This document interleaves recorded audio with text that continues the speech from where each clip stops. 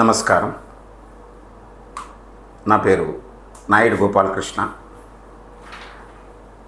హస్త సాముద్రిక శాస్త్రం గురించి ప్రతి ఒక్కరికి తెలియాలనేటువంటి సంకల్పంతో ఈ యూట్యూబ్ ఛానల్ ప్రారంభించడం జరిగింది. ప్రతి ఒక్కరూ హస్త సాముద్రిక శాస్త్రం గురించి కనీసం కొన్ని విషయాలైనా తెలుసుకుంటే అది ఎలా ఏర్పడింది, హస్తాన్ని ఎలా పరిశీలించాలి, పరిశీలించేటప్పుడు ఏ ఏ జాగ్రత్తలు తీసుకోవాలి, హస్తం మీద మన జీవన ప్రమాణాన్ని, ఆయుష్ని, ఆరోగ్యాన్ని, మన తెలివితేటల్ని, వాటిని ఆచరించే విధానాన్ని, మన మనస్సుని, మనస్సుతో ముడిపడి ఉన్న బంధాలని, మన యోగాన్ని, యోగం ద్వారా మన అదృష్టము ఎప్పుడు ఏ సమయంలో ధనము రూపేణ, సంపద రూపేణ, గౌరవం, కీర్తి, మర్యాదల రూపేణ మనకు సంక్రమిస్తుందో ఆ సమయంలో మనం తీసుకోవలసినటువంటి మెలకువలు, కొన్ని సందర్భాల్లో కొన్ని అవాంతరాలు మనకి ఏర్పడినప్పుడు వాటిని ఎలా అధిగమించాలో, ఇలాగా మన గురించి అనేక విషయాలు తెలియజేసేటువంటి ఈ శాస్త్రాన్ని మీకు అరచేయి ఉంది కనుక మీరు తప్పనిసరిగా తెలుసుకోవాలి. తెలుసుకుని వాటిని ఆచరిస్తారు, మానేస్తారు అనేటువంటిది తదుపరి మనం ఆలోచన చేసుకోవచ్చు. ముందు తెలుసుకోవాలి కదా, మన గురించి మనం తెలుసుకోవాలి కదా, మన భవిష్యత్తు గురించి ఆలోచన చేయాలి కదా. మనలో ఏర్పడేటువంటి ఈ భావావేశాలని ఏ విధంగా మనం కట్టడి చేయాలి, ఏ విధంగా సరైన మార్గంలో పెట్టుకోవాలి, ఇవన్నీ మనం తెలుసుకోవాలి కదా. అందుకోసం మీరు తప్పనిసరిగా ఈ యూట్యూబ్ ఛానల్ని సబ్స్క్రైబ్ చేసుకోండి. మీ కుటుంబ సభ్యులు, మీ స్నేహితులు, బంధువులు అందరితో సబ్స్క్రైబ్ చేయించండి. మీ ఖాళీ సమయంలో మీ గురించి కొంత సమయాన్ని కేటాయించుకుని ఆ సమయంలో ఈ ఛానల్ ద్వారా నేను చెప్పే విషయాలను వినండి,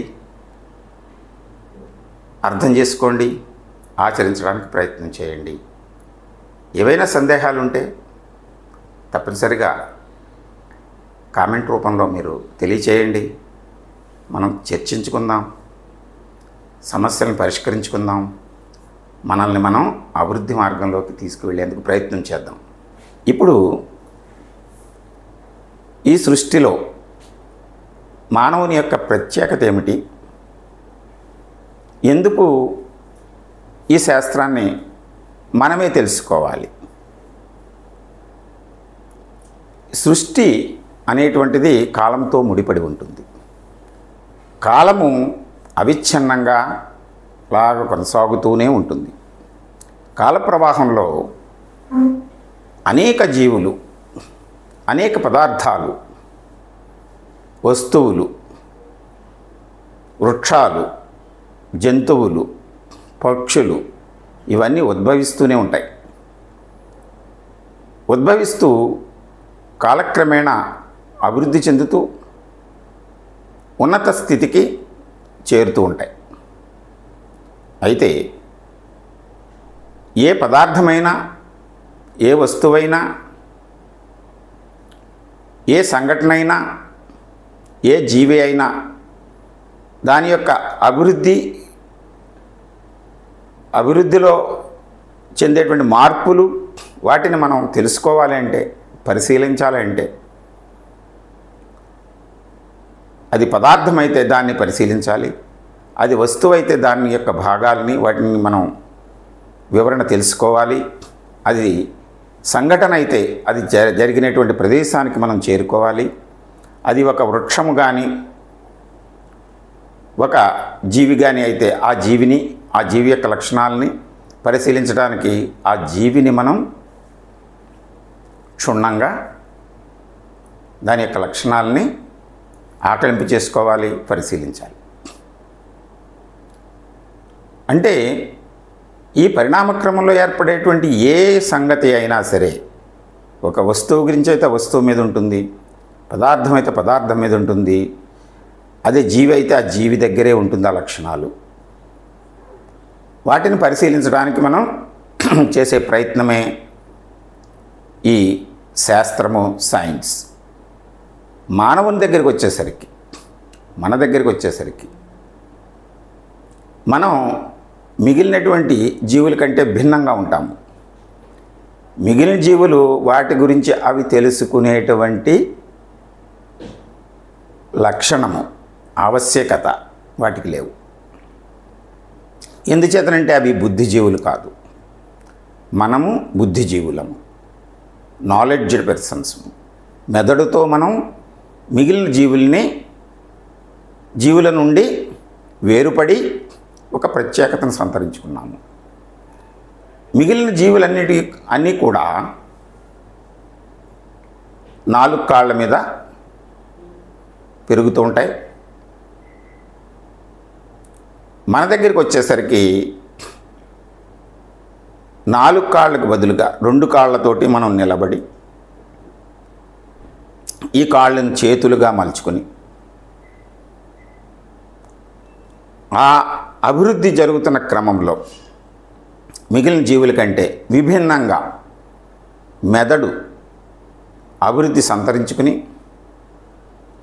మెదడులో జ్ఞానం పొందేటువంటి లక్షణం, ఆ జ్ఞానముతో మనస్సును ఏర్పరచుకుని, మనస్సుతో కోరికలను ఏర్పరచుకుని వాటిని అనుసంధానం చేస్తూ మనం అనేక వస్తువుల్ని సృష్టి చేసేటువంటి స్థితికి ఎదిగాము. పరిణామక్రమాన్ని మనం చూసినప్పుడు ఈ కాళ్ళకు కూడా వేళ్ళు ఉంటాయి, కానీ వికాసము చెందలేదు. అంటే మన కాళ్ళకు ఉండేటువంటి వేళ్ళు, ఈ కాళ్ళు కొన్ని పనులకే ఉపయోగపడతాయి, నడవటానికి మాత్రమే. అదేవిధంగా 4 కాళ్ళతోటి ఉండేటువంటి జీవులు 4 కాళ్ళతోటి నడుస్తాయి తప్ప ఇతరమైనటువంటి పనులని, సున్నితమైనటువంటి కార్యక్రమాలని,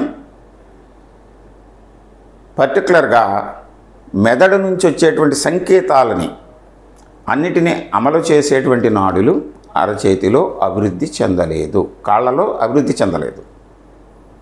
అందువల్లనే ఈ కాళ్ళకు ఉండేటువంటి, ముందు కాళ్ళకు ఉండేటువంటి ఈ వేళ్ళు పొట్టిగా ఉండి ఇలాగా నడవటానికి వీటిని ఉపయోగిస్తాయి.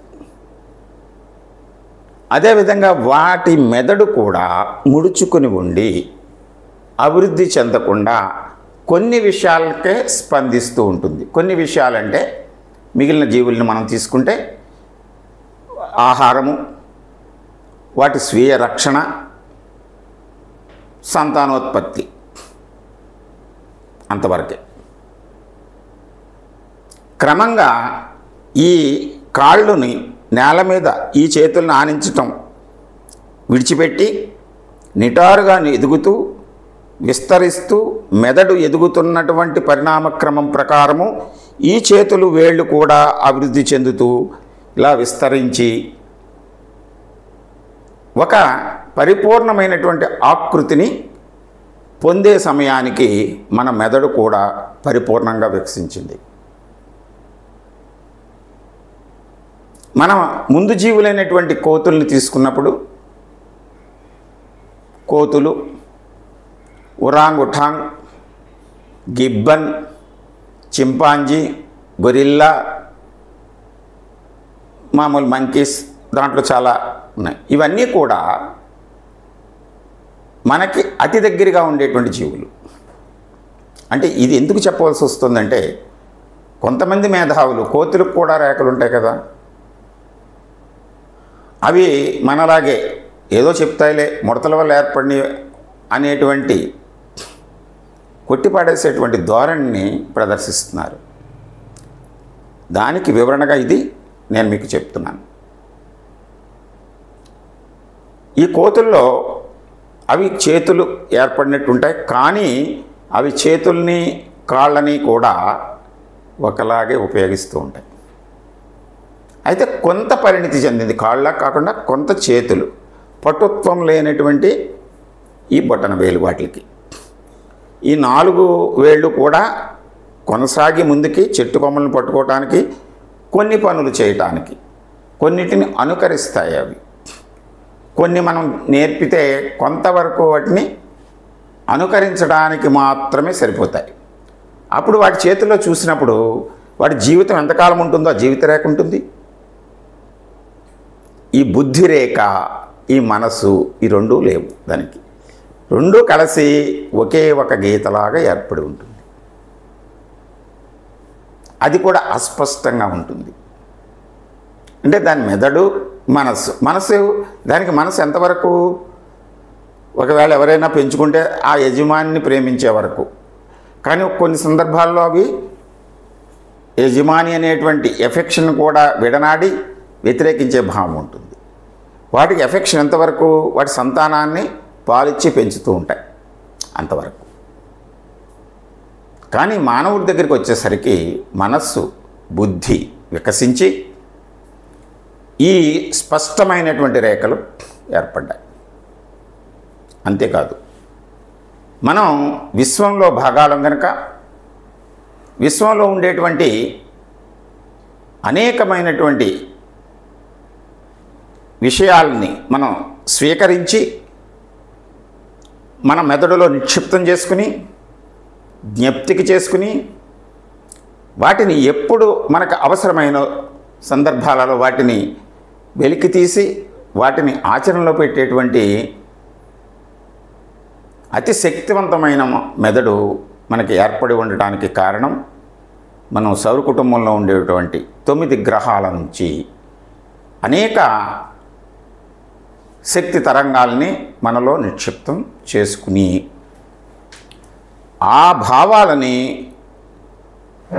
మన అరచేతిలో ఆ గ్రహాల యొక్క ఇంపాక్ట్, ప్రభావం ఏదైతే ఉందో 9 లోబ్స్ మెదడులో ఎదిగినటువంటి ఈ భావాలని సంకేతంగా అరచేతిలో ఉండేటువంటి 9 ప్రదేశాలలో వాటిలో హెచ్చుతగ్గులు, అంటే ఏ గ్రహభావం అయితే మన మీద ప్రభావం చూపెడుతుందో అది ఉన్నతంగా, మిగిలినవి సామాన్యంగా ఉండే విధంగా అరచేతిలో స్పష్టంగా కనబడుతూ ఉంటుంది. అలాగే మిగిలినటువంటి జీవులు, కోతుల వరకు కూడా ఒక గుంపు ఉంటే ఒకేలా ఉంటాయి. అవి కొన్ని వేలు, లక్షల, కోట్లు ఉంటాయి. కానీ మానవుని దగ్గరికి వచ్చేసరికి ఒక ప్రత్యేకమైనటువంటి గుర్తింపుని, ఐడెంటిటీని కలిగి ఉన్నాడు. ఆ ఐడెంటిటీని ఈ యొక్క అరచేతిలో ఉండేటువంటి వేలు ముద్రలు, రేఖలు తెలియజేస్తాయి మనకి. అందువలన మనం అరచేతిని పరిశీలించడం ద్వారా మనలో ఉండేటువంటి భావాలని, యోగాలని, మన ఆలోచన విధానాన్ని, మన అదృష్టాన్ని అంచనా వేసి దానికి అనుగుణంగా మనం జీవితాన్ని సరిచేసుకోవటానికి ఇది ఉపయోగపడుతుందనేటువంటిది ఖచ్చితమైనటువంటి ఆధారము. అందువల్ల మనం సాముద్రిక శాస్త్రాన్ని అధ్యయనం చేయాలి, తెలుసుకోవాలి. ఇంకా కాలక్రమేణా దీన్ని అభివృద్ధిపరచి ఇంకా మనకు మంచి విషయాలని తెలుసుకోవడానికి ఇవి సహకరిస్తాయి ఇప్పటి వరకు అనే ఉద్దేశంతో దీన్ని తెచ్చాం. మరొక ఎపిసోడ్లో మళ్ళీ కొన్ని విషయాలు తెలుసుకుందాం. నమస్కారం.